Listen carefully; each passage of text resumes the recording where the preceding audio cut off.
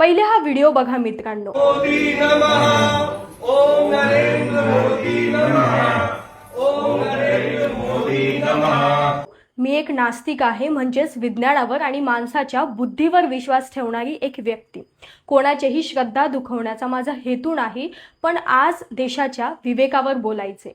आज आपल्या देशात विकासाच्या मुद्द्यांपेक्षा नेत्यांना देव किंवा दानव बनवण्याची जी चढाओढ लागली आहे, कोणाला थेट देवाचा अवतार मानलं जात आहे, तर विरोधी नेत्याला थेट रावण ठरवलं जात आहे।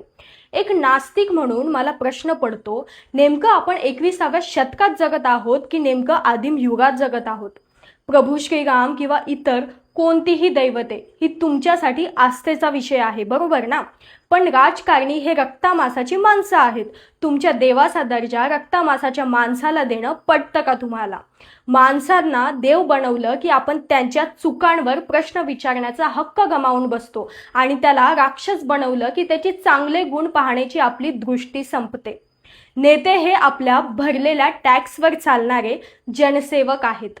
देव्हाऱ्यातल्या देवाला तुम्ही हक्काने रोजगार किंवा आरोग्य मागू शकत नाही, पण संविधानाने संसदेत बसलेल्या माणसाला सडेतोडपणे प्रश्न विचारण्याचा अधिकार आपल्याला दिलेला आहे। एक प्रश्न नक्की स्वतःला विचारा की तुमचा देव एवढा सामान्य केव्हापासून झाला की लोक जिवंत माणसांनाच त्याचा दर्जा देऊ लागले? म्हणूनच श्रद्धा देव्हाऱ्यात असू द्या, पण नेत्याला माणूसच राहू द्या। माणूस म्हणून प्रश्न विचारा। भक्तीपेक्षा देशाचा विवेक मोठा आहे। विचार पटला तर नक्की शेअर करा। जय भीम, जय संविधान, जय भारत।